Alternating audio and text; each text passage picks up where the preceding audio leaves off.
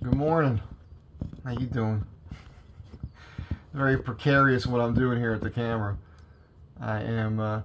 There's like this little steel end cap for a universal joint from my old pickup truck that I'm resting the camera on here on this tiny little window ledge for you. Welcome back to Multitasking with Mike. I got to make my stew this morning, but while I'm doing it, I'm going to tell you an Axl Rose story. I hope this is okay. I can't see myself. I'm looking at the front part of this camera here. Anyhow, I got up this morning. I get up in the morning. I make a coffee drink in a mason jar. It's just instant coffee, a little ginger, a little cinnamon, water, honey, and then I do a little scoop of this collagen stuff here. Shake it up, and it kind of wakes me up. Anyhow, I do a stew every week. Carrots, I got to peel and cut them up. String beans, onion. Almost, what was this? This is, oh boy. Holy cow, he put way more meat in this time. Is that right? No. Almost 5 pounds of beef. Tomato sauce, tomato paste, bunch of spices. It's all good. I'm not going to show you how to do that. You're a grown-up. You can figure it out. So I got up this morning and I got on the computer. I'm looking for my carrot peeler. And I saw this clip of Joe Rogan, and he was talking about when he met Axl Rose. And he was talking about, he's been a fan since that record came out, Appetite for Destruction. And it reminded me, I have an Axl Rose story. That it's a pretty good story. It's it's just a day in the life of me. I just walk into these things and meet these people, and I don't know. You might find it interesting. If not, you can move on. Gee whiz! This is the spoon I use to get the instant coffee out. So my story about Axl Rose actually starts back in '87 when that record came out, because I didn't know who Guns N' Roses were. I got out of the Marines, and I started studying Taekwondo, actually, much like Joe Rogan. It was something I excelled at as well. And the dude, I'll tell you about that sometime, because it's kind of a weird, it's not typical at all. So I had this friend in Taekwondo school, I guess you'd call it. And man, I'm telling you, I think he had a pickup truck. And every single time we got in that pickup truck, all he would have on his stereo is that record. Welcome to the jungle.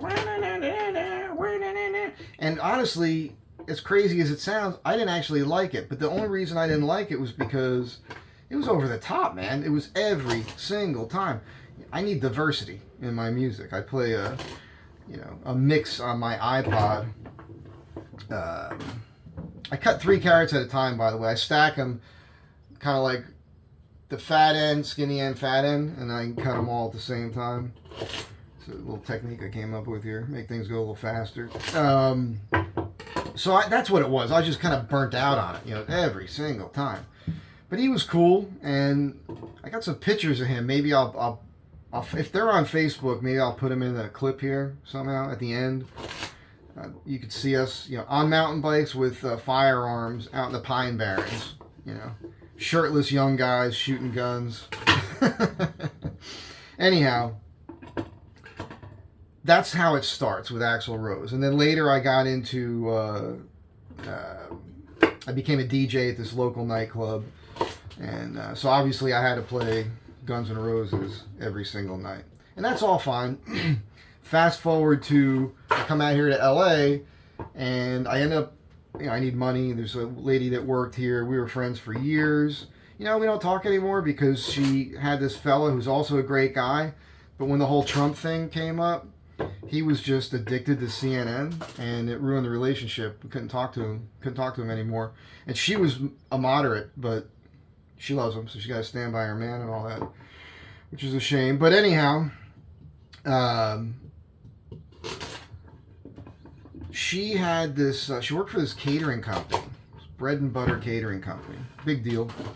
and got me a gig with them. But I told them, I said I would not be a server for any of their parties. The only thing I would do would tend bar, and that worked out great. So they hired me to do that, and a buddy of mine told me the other day, I was looking at old pictures of you. This is a guy I've met recently. You know, you're a handsome old guy now, but when you were young, you were just too pretty. George.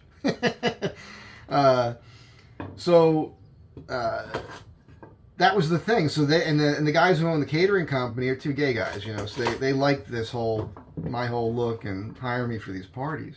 And to be honest with you, I don't recall if I was told we were going to Axl Rose's house.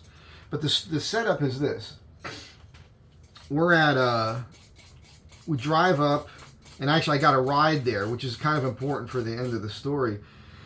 So we get up there, and we're unloading these vans with all the gear, you know, to set up a party. And my job is very specific. I've just got to set up the bar. And you walk into this house, it's up in Malibu, it's on the cliffs there, overlooking the ocean. And it was an interesting layout in the house. You walk in, you open the door, you look in, you're like on a balcony kind of, and you're looking down into the living room. And I'll never forget this, because this is my first impression of Axl Rose, which, first of all, I don't know where the hell I am. And I look down, and here he is. It's Spartan, almost like maybe he just moved into the joint or something. And he's got this giant grand piano, white, all white.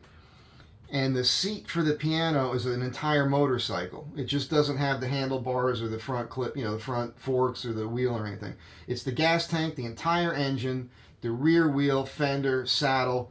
He's straddling this motorcycle on this piano, and he's playing like some, I don't know what the piece was, but it's like a classical music piece, as he's looking up at us as we're entering the house. He's just looking up, you know, and he wasn't playing it well. Not that I know a whole lot about that, but I just remember thinking, is that out of tune? Is he missing a couple keys there? Is he hitting two keys at the same time? What's going on? And off to the side there, if he's here and the piano's here, right over here along the wall, on the floor, leaning against the wall, are those three pictures. Didn't they do like a 3-part album? That's what that was. It was around that time. I can't tell you the exact year. It had to be probably, if I had to guess, maybe 93, somewhere in there. Anyhow, if you would ask me at that very moment what I thought, I probably might have thought he was maybe, I think I could have been concerned he could have been douchey, right? Just because of that way. It just seemed a little contrived. Maybe I'm wrong about that. Doesn't really matter. So I go out in the backyard, and the deal is a friend of his is getting married, and he's letting them use his pad to have the wedding. Outdoor wedding, reception, the whole 9 yards, right? Was it? It could have just been the reception. Maybe they got married there too. I don't remember. It was a long time ago. So I'm setting up the bar, and after a little while, Axl Rose comes to the bar, and I'm still setting the bar up. And he says, and at the time, I believe he was sober. I think I was told he was sober. And he asked me for a 7 and 7. And my initial response was, well, I was told I'm not supposed to serve any alcohol till after 5. And he looks at me and he goes, well, this is my house. It's my party. You're going to serve me? And I was like, you're right. And I just moved all this stuff around. And I go to open the 7 up, and it just blows up all over me. And he laughs at me. And I'm a good-natured guy, so I'm laughing like, oh, man. And he laughs. And I took it well. And he takes the drink. But I think the drink was for his mom. So that's that, right? And I'm thinking, oh, boy, whatever. Hope I don't get in trouble for that. And also in the back of my mind, because I had heard he was sober, I think that was part of my thing. When I was a bartender, I used to, I remember one time at this big bar at Seaside, in Seaside Heights, New Jersey, a pregnant lady came to my bar, and I wouldn't serve her. And she got pissed, man. She went to go complain to my boss, who was a woman, and Michelle. And Michelle came to me, and she's like, what are you... I said, hey, Michelle, she's freaking pregnant, man. Look at the size. She's ready to drop. I'm not serving her. I'm not comfortable with that. I told her she can go to one of the other bars. One of the other bartenders can serve her. So I have this thing in my head. So I'm thinking, if this guy's sober, I felt a little funny about giving him a drink as well. You know what I'm saying? Silly me. That's just my brain. So Anyhow, people start arriving. Next thing I know, Axl Rose he comes up to the bar, asks me my name, asks me where I'm from. We start talking. He, the entire day and into the evening, did not leave the bar.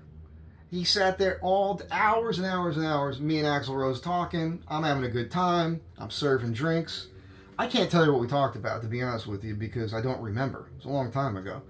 But what I do remember is him trying to hook me up with every cute girl that came to the bar. Introducing me to him, everything. And he made me leave my post to go dance with girls. It was wild, man. That's how cool he was. This is my point. The guy was awesome. Super, super cool, man. It was such a great experience. And then we're closing up the party. We're closing stuff down. And he says to me, dude, hang out. Stick around, man. It's going to be a good time. And the problem was I didn't have a ride back. This had to be 93. I hadn't been in LA very long. I got here in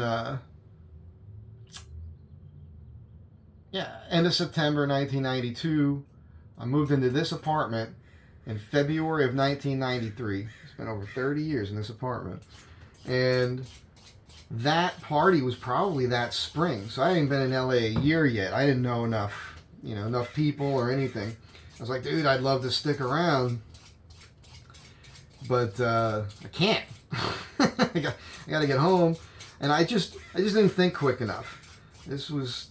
And I was tired. I had worked, and he was making me dance with everybody and making me take a drink now and then. He wasn't making me; he was just encouraging it. Such a nice guy, super cool. I don't have anything bad to say about him. Now, that's really the end of the story for the most part. But I've got this friend who, she had a pretty interesting life. I love her as a human being. We're good friends. She's a piece of work. She did some crazy shit when she was young. Walked the streets of Hollywood and all that. Dabbled in all sorts of activities. Became a stripper. And knew all those guys. Her name isn't mentioned, but she's kind of famous. There's that 3-part series, The Decline of American Civilization or something, maybe. I think they did like a punk rock. They did 3 different genres of music, and they did a heavy metal one where they talked about these bands. And they talked about this stripper who used to come in and dump all her money out on the bed for them so they can eat. That was her.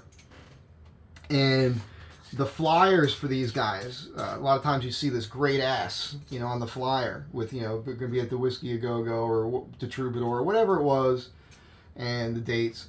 That was her ass. She used to roller skate up and down, just like that movie, that porno flick, not the real porn, about porn, the porn industry, with Dirk Diggler and all that. The roller girl, that was my friend. That's what she did.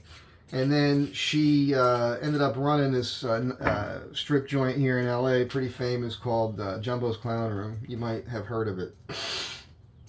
So, when I told her that story, she thinks Axl Rose is an ass. She used to hang out with all those guys, right? Motley Crue, Guns N' Roses, all those people. They know her. Her name's Kirgy. Just gave you up, Kirgy. That's all I'm going to say about that. I don't know that anybody watching this around here, I don't know if any of the people I know here in town who know her currently or in the last 20 years or so actually watch any of my videos. I'm not that concerned about it because she's got a little drama kind of with some of those people. Bums her out. I'm sorry for her with that sort of thing. But anyhow, she told me, when I told her my Axl Rose story, she's like, yeah, I had a broken leg with a cast on it, and Axl Rose kicked my cast. Just figured I'd add that in there for my Axl Rose story. So anyhow, that's it. That's my Axl Rose story. That's all there is. I felt like, and this sounds kind of silly, but, because I don't remember where he's from, but he might be from the East Coast. I don't know. But he's definitely, in my opinion, a cool dude. Axl Rose was a cool dude. when you spend that many hours with somebody, hours, 5 hours, 6 hours, 8 hours, I don't remember. We got there probably by noonish or so, and it was getting dark, or it was dark by the time we left, so do the math. That's how long that cat talked to me. Crazy. I mean, that's like you actually become friends after that amount of time. But I never saw him again. not telling you I'm buddies with Axl Rose, all right? Like I said, it was so long ago, I don't even remember. And I never really kept up on it. And I probably told him what I thought at the time. Like, dude, I like your music, but I got so burnt out on that record. And it's great. I don't hear it so often anymore. I'm sure it's on my iPod. It doesn't come up very often. But anytime I hear any song from that first record, I flash back to these memories. The main one being, 1987, being an ass kicker, hanging out with my buddy, just listening to this every single time we got in his car. Welcome to the jungle.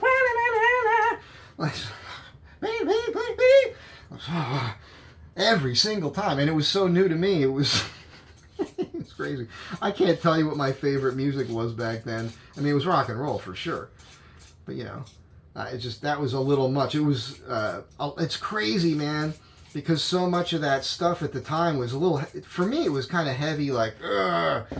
And I like to be mellow. It's like the Lemmy story, right? Meeting Lemmy and hanging out with him, and I had no idea who he was. No idea who he was. And people were like, hey, Lemmy likes you, man. Like, okay.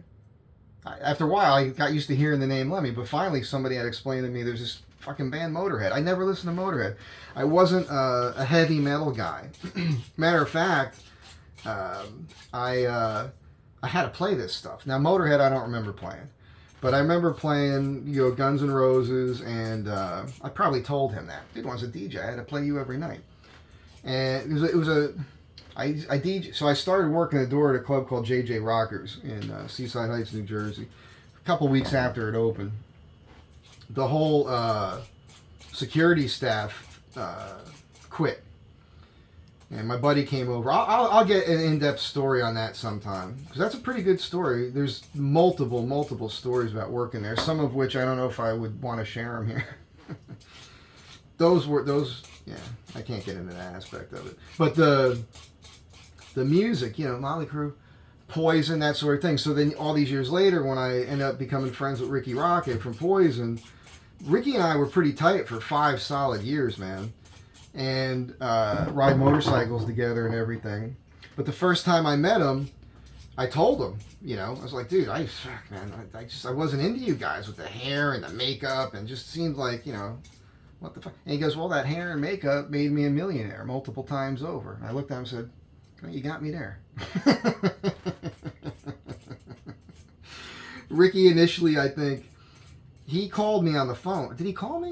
I think he sent me an email. He might have called me. I don't remember how it worked out, but I guess we're going to talk about him a little bit here. We'll keep this video going for a few more minutes, but I had bought a Triumph Bonneville in 2003, the new one, and I was on this forum. I've mentioned this before, because I wanted to figure out the bike and get the restrictions off of it, make it faster, stop better, because I was going faster. Get all the emissions shit out of there, put a better aftermarket pipe on it, all the stuff you do with a new bike, right? So I was doing that. I was on this forum, and there was a lot of British guys on there, and I had this accident where a car had cut me off, and it was wet out. It's a better story, more detailed, but I'm trying to abbreviate it here for you. And it was just a last second thing, and it was like 2 o'clock in the morning. So I hit the brakes, and because it was wet, I low-sided, but the bike went down sideways, and I flew like Superman through the air, my hands out in front of me. I had my leather gloves on, leather jacket, Levi's. I had a brass buckle that got all scratched up, my engineer boots. I flew through the air, hit the road on my belly, and slid. I don't know, it had to be 50 feet or more. And as I'm sliding, the bike goes past me, spinning, and I see the sparks flying off the side of the bike. It was crazy, man. And I get home. There's more to that story, but I get home, and the next day, you know, my ribs hurt and everything. I get on the forum, and I tell the story, and I mentioned in passing in the story, I had my little 380 in the inside gun pocket here, and so when I slid on the ground, the pocket, the pistol, as you can imagine, it kind of like scratched the jacket in a way that left an imprint of the pistol. It was kind of cool. I gave it to a buddy of mine. I couldn't wear it around anymore because if you looked at me wearing it, you would see an imprint of the pistol, so you knew I have a pistol on me. So I couldn't wear it around anymore. I gave it to my buddy in Jersey. Let him get in trouble for that. In Jersey, of all places, with a firearm. So, I tell the story, and I get a bunch of grief, and then within a couple days, as I recall, it was a phone call. I don't know how that would have worked, but anyhow, it's Ricky Rocket. He's like, "Hey, man, we're putting this, goofy thing together at the time. You know, we didn't take it too seriously. It was called the Brent Iron Rebels, and there was Ricky and this guy Barney out here in LA, one guy in North Carolina, one guy in Australia, this guy Dunsey, who was super cool, and me all of a sudden, right? Hey, you want to be part of this?" I'm like, "Well, what is it? How many people are there?" I heard I would be the fifth person. Okay, I'll do that. And so we started riding, Rock Store, going up in the canyons and everything. We go on this ride, and Ricky sees me, a couple of these girls are talking to me. Again, you know, without the facial hair and everything, and 20 years ago. I was kind of a handsome fella back then. I'm old now, but back then I was kind of a handsome fella. And right away, man, he's like, "Dude," you know, he just liked the fact that girls like me. He thought that was cool. And then he always would say to me, "You know, I like hanging out with you because you look like you would throw." What he meant was, if it was a bad situation, you know, he sized me up to be the kind of guy, I'm not going to take any shit, I'm not going to back away. You know, if it comes down to it, I crack someone. He sized me up right. Ricky does Brazilian Jiu-Jitsu. I was at his house one time, and he decided he wanted to like horse around with me. I didn't see it coming. He came up behind me to give me like a bear hug, and I did it was just instant reaction. I did the sprawl. Somebody comes up to you, and if you feel it coming, they start to wrap their arms around you. You want to squat, stick your ass out right into them, right? And spread your arms out this way. Bam! And that breaks the hold right away. So he comes up behind me. We're all drinking, having a good old time. So we're all a little bit, you know. He comes up behind me, he does this grab, and bam! You know, and I spin around. And he goes like this, and that was it. It was the last time he ever tried to screw around me because he knew something was up. And he was, you know, apparently pretty good at jiu-jitsu. I would never screw around with a jiu-jitsu guy. Anyhow, that's the story. It's really the Axl Rose story. Tons more stories like that with people like that. I don't know how all that has always happened to me, but it does. So that's it. Have a great day. Be kind to one another. I got to get back to this. This is a disaster here, but here's the fixins. Bye.